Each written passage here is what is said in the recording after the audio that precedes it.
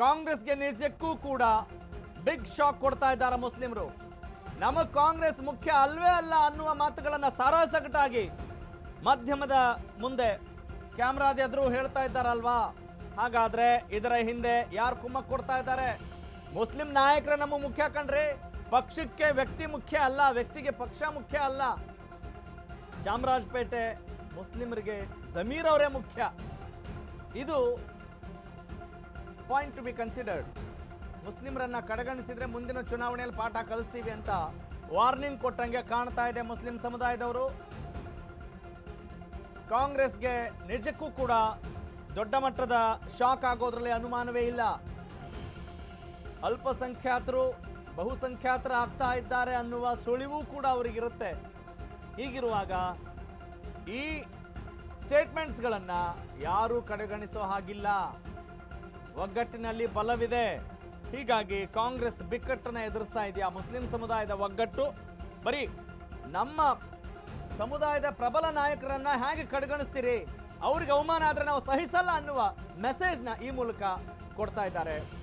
S, ಅದಕ್ಕೆ supportive ಪಾಯಿಂಟ್ಸ್ನ ನಾವು ನೋಡ್ತಾ ಹೋಗೋಣ. ಇದು ಬೆಂಗಳೂರಿನ ಚಾಮರಾಜಪೇಟೆ ವಿಧಾನಸಭಾ ಕ್ಷೇತ್ರದ ಮುಸ್ಲಿಂ ಮತದಾರರು ಹೇಳ್ತಾ ಇರುವಂತ ಮಾತು. Let's have a look. ದಾವಣಗೆರೆಯಲ್ಲಿ ಹೋಗಿ ನಮ್ಮ ಸಮುದಾಯಕ್ಕೆ ಏನು ಸಂದೇಶವನ್ನು ಕೊಡಬೇಕಾಗಿತ್ತು, ನೀವು ದಯವಿಟ್ಟು ನಮ್ಮ ಇಲ್ಲಿ ದಾವಣಗೆರೆಯಲ್ಲಿ ಕಾಂಗ್ರೆಸ್ ಪಕ್ಷವನ್ನು ಗೆಲ್ಲುವಂತ ಕೆಲಸ ಮಾಡಿ. ನನಗೆ ಜವಾಬ್ದಾರಿಗಳು ಕೇರಳದಲ್ಲಿದೆ, ತಮಿಳುನಾಡಲ್ಲಿದೆ, ಪಶ್ಚಿಮ ಬಂಗಾಳದಲ್ಲಿದೆ, ಬಾಗಲಕೋಟೆಯಲ್ಲಿದೆ ಅಂತ ಹೇಳಿದ್ರು. ಅದರ ಎಫೆಕ್ಟ್ ಖಂಡಿತ ಆಗ್ತದೆ. ಕಾಂಗ್ರೆಸ್ ಖಂಡಿತ ಬಾಗಲಕೋಟೆಗೆ ಗೆಲ್ತದೆ. ಜಮೀರ್ ಅಹಮದ್ ಅವರ ಇಚ್ಛೆಯಂತೆ. ವ್ಯಕ್ತಿ ಮುಖ್ಯ ಅಲ್ಲ, ವ್ಯಕ್ತಿಗೆ ಪಕ್ಷನೂ ಮುಖ್ಯ ಅಲ್ಲ. ಆದ್ರೆ ಈಗಿನ ಪರಿಸ್ಥಿತಿಯಲ್ಲಿ ಪಕ್ಷಕ್ಕೆ ಜಮೀರ್ ಅಹಮದ್ ರವರು ತುಂಬಾ ಮುಖ್ಯ. ಯಾಕೆಂದ್ರೆ ಜಮೀರ್ ಅಹಮದ್ ರವರು ಒಬ್ಬ ವ್ಯಕ್ತಿಯಾಗಿ ಉಳಿದಿಲ್ಲ. ಜಮೀರ್ ಅಹಮದ್ ರವರು ಒಂದು ಶಕ್ತಿ, ನಮ್ಮ ಸಮುದಾಯದ ಶಕ್ತಿ. ಜಮೀರ್ ಅಹಮದ್ ರವರ ಒಂದೇ ಒಂದು ಒಕ್ಕಲಿನಿಂದ ಲಕ್ಷಾಂತರ ಜನ ಸೇರ್ತಾರೆ. ಅದು ಕಾಂಗ್ರೆಸ್ ಪಕ್ಷಕ್ಕೆ ಗೊತ್ತಿದೆ, ಅಲ್ಪಸಂಖ್ಯಾತರು ಗೊತ್ತಿದೆ. ನೋಡಿ, ಇಲ್ಲಿ ಇಷ್ಟು ದಿನ ಬಿಜೆಪಿ ಪಕ್ಷ ಮುಸಲ್ಮಾನರಿಗೆ, ಅಲ್ಪಸಂಖ್ಯಾತರಿಗೆ ಅವ್ರ ರಾಷ್ಟ್ರ ಪ್ರೇಮದ ಬಗ್ಗೆ ಪ್ರಶ್ನೆ ಮಾಡ್ತಾ ಇದ್ರು, ದೇಶ ಪ್ರೇಮದ ಪ್ರಶ್ನೆ ಮಾಡ್ತಾ ಇದ್ರು. ಆದ್ರೆ ಕಾಂಗ್ರೆಸ್ ಪಕ್ಷ ಇವತ್ತು ಕಾಂಗ್ರೆಸ್ ಪಕ್ಷದ ಬಗ್ಗೆ ನಮಗೆ ಪ್ರಶ್ನೆ ಮಾಡ್ತಾ ಇದೆ, ನೀವು ಎಷ್ಟು ನಿಯತ್ತಾಗಿದ್ದೀರಾ ಅಂತ. ಸ್ವತಂತ್ರ ಆದ ನಂತರ ಯಾವ್ದಾದ್ರು ಒಂದು ಸಮುದಾಯ ಬೆಳೆಸಿದ್ರೆ ಕಾಂಗ್ರೆಸ್ ಪಕ್ಷನ ಅದು ಕಾಂಗ್ರೆಸ್ ಪಕ್ಷ ಮಾತ್ರ. ಆ ಅರಿವನ್ನ ಇಟ್ಕೊಂಡು ನಾನಂತೂ ಬಯಸ್ತೇನೆ, ಅಂತ ದುಸ್ಸಾಹಸಕ್ಕೆ ಕಾಂಗ್ರೆಸ್ ಕೈ ಹಾಕೋದಿಲ್ಲ.